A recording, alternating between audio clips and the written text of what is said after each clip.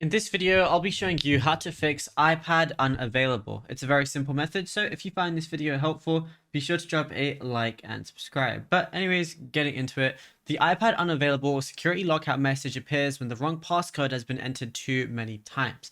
By default, the screen completely locks the device to protect your data. So to fix this, you got to completely factory reset the iPad. There is no way to remove the screen without erasing your data. So if your iPad's running iPad OS 15.2 or later, including the new iPad iOS 19, and is connected to Wi-Fi or cellular, you can reset it directly from the lock screen. So keep entering the wrong passcode until you see iPad unavailable or security lockout. Then tap the forgot passcode or erase iPad button at the bottom of the screen. Then tap start iPad reset. Enter your Apple account Apple ID password to sign out of your account. Then tap erase iPad to confirm. The device will wipe itself and restart as new.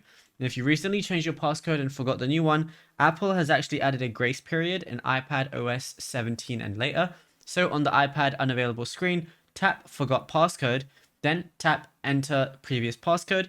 Enter the passcode you were using before the change, and this is going to temporarily unlock the iPad so you can set a brand new passcode. And yeah, it's as simple as that. Now, if you found this video helpful, be sure to drop a like and subscribe.